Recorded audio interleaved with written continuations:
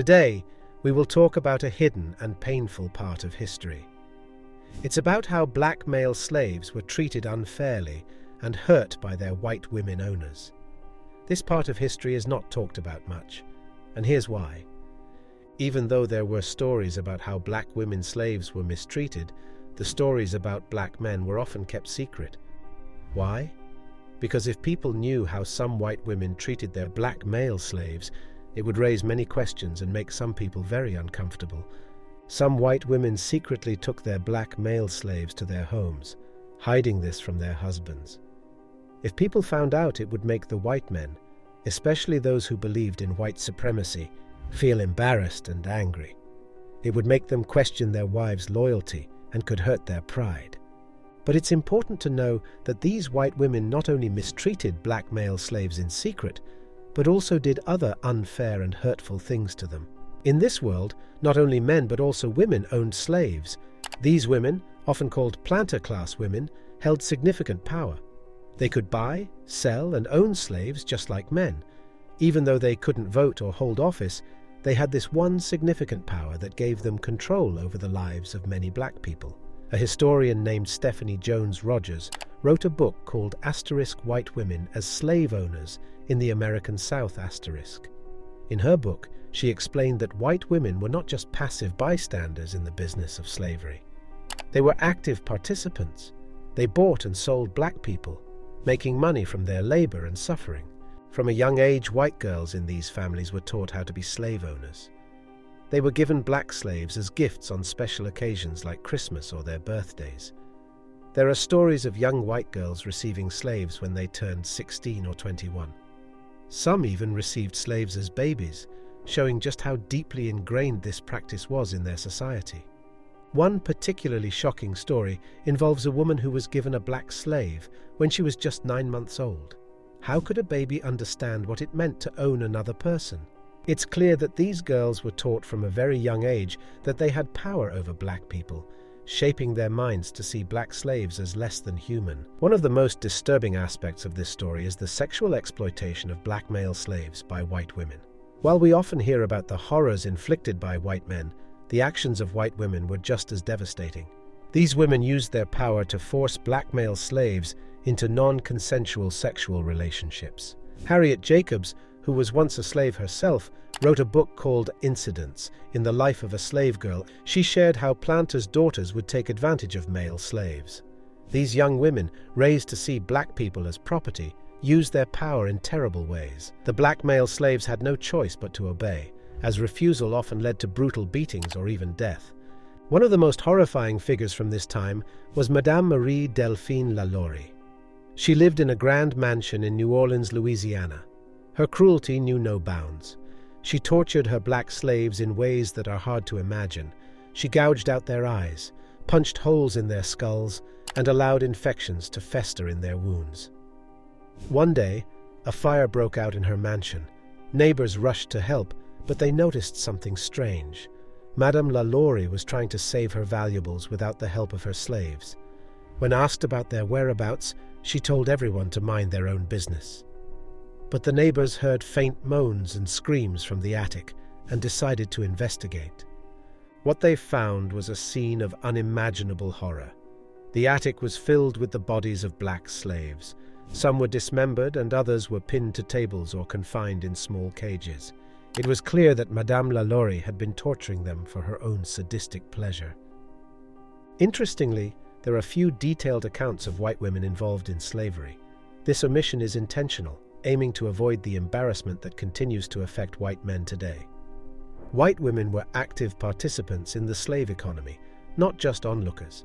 They engaged in buying, selling, and owning slaves, with about 40% of slave owners being white women.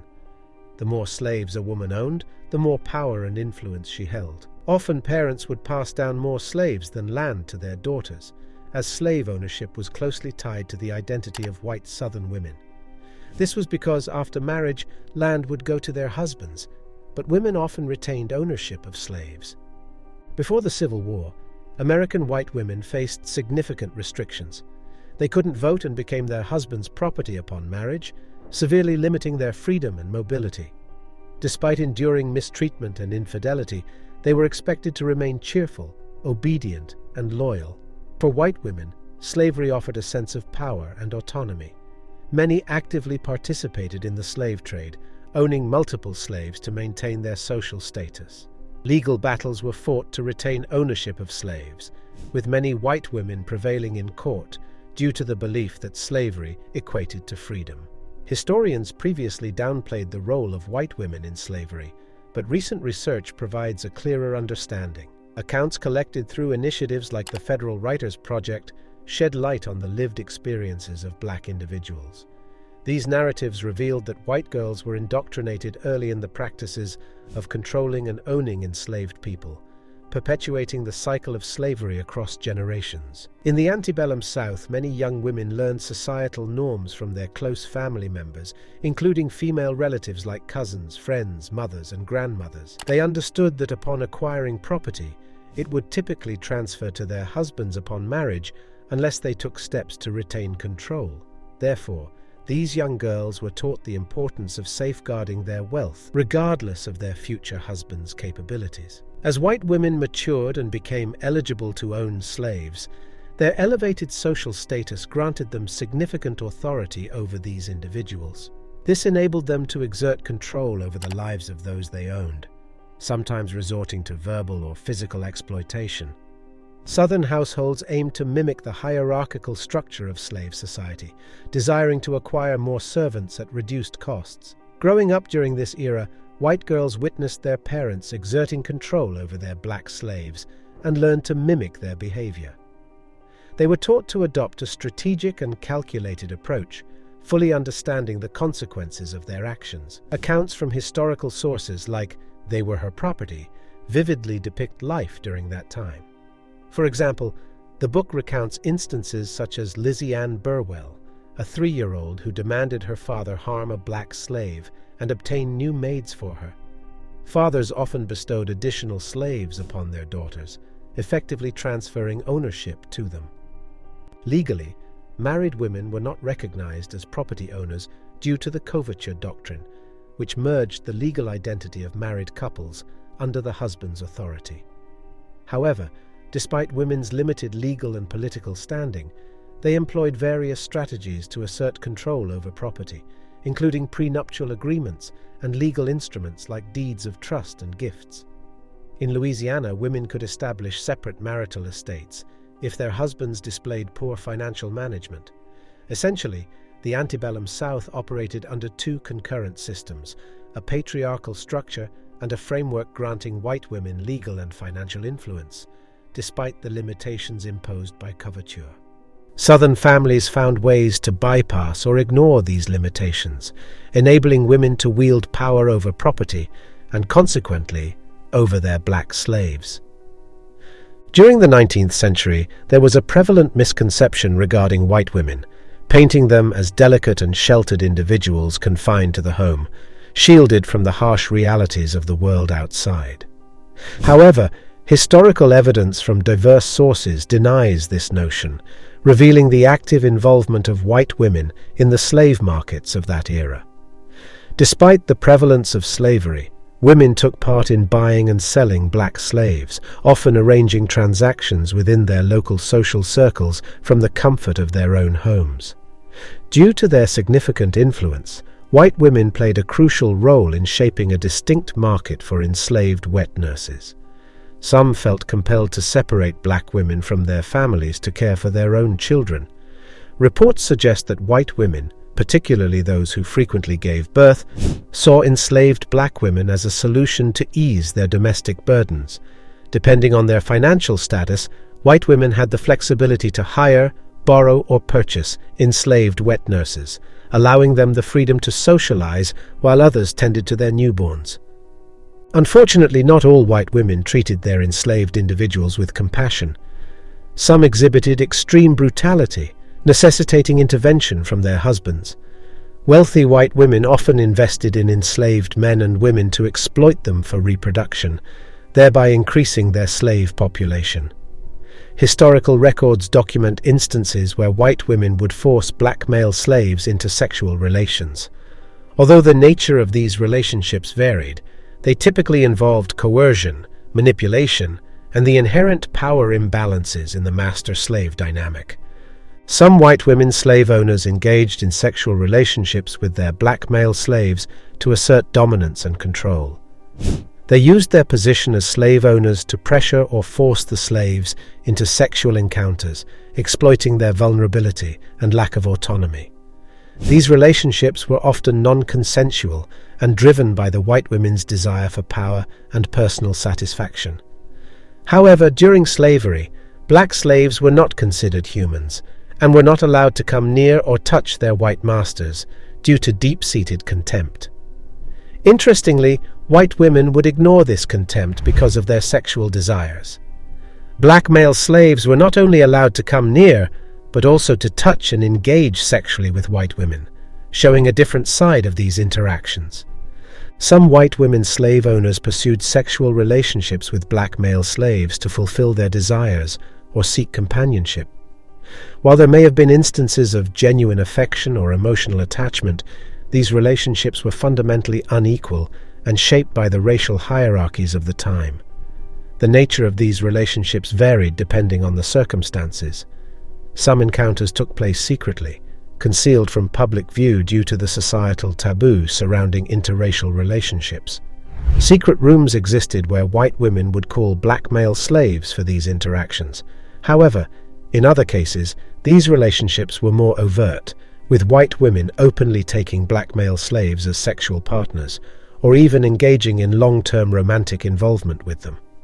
Regardless of the specifics, it's crucial to acknowledge that these relationships were deeply rooted in the exploitation and dehumanization inherent in the institution of slavery. They exemplify the broader system of oppression that allowed white slave owners to dominate the bodies and lives of black individuals, perpetuating a legacy of trauma and injustice that continues to impact society today. Sexual exploitation represented a harrowing aspect of the abuse endured by black male slaves, frequently inflicted by affluent white women. Despite the prevailing notion portraying white women as passive or innocent, instances existed where they actively coerced black male slaves into non-consensual sexual encounters, exploiting their authority and dominance. This reprehensible conduct perpetuated a vicious cycle of sexual violence and degradation, further dehumanizing the already oppressed.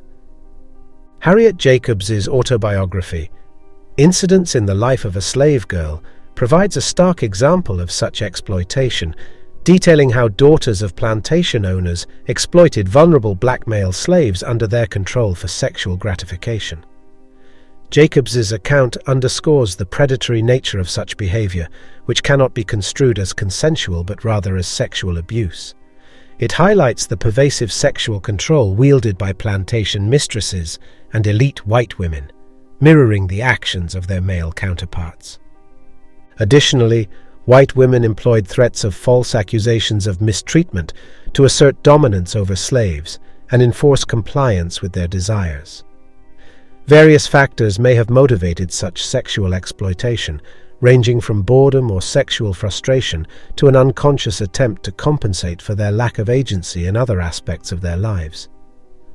Considered the property of their husbands, plantation-class women faced significant constraints on their sexual autonomy compared to men. Exploiting slaves sexually may have provided them with a semblance of power and control in a society where they lacked agency. The lives of plantation mistresses were often marked by loneliness, sadness, and limited freedom. Married at a young age and left to fend for themselves on plantations while their husbands were away, they grappled with isolation and sought ways to exert control over their constrained lives. Moreover, the expectation of remaining obedient despite their husbands' infidelities with female slaves compounded their suffering. In essence, Southern women were prisoners in disguise, trapped by societal norms and patriarchal structures that relegated them to subordinate roles. Establishing sexual relationships with strong black male slaves allowed them to enjoy their lives and silently punish their husbands. After the Civil War ended, many white women sought to retain control over labor conditions by negotiating with newly liberated black individuals. One strategy they employed involved taking the children of these young African Americans as apprentices. While apprenticeship was seen as an improvement over outright slavery, it still fell short of offering genuine freedom. Former slaves often found themselves working under the same master or mistress as before, typically earning meager wages and enduring a predetermined period of service. Many apprentices ended up serving the same individuals who had previously owned them, resulting in minimal improvements to their overall quality of life. Thanks for watching the video, and if you found it informative, please like and subscribe to Time Capsule for similar content. We look forward to sharing more knowledge with you in the future. Until then, take care.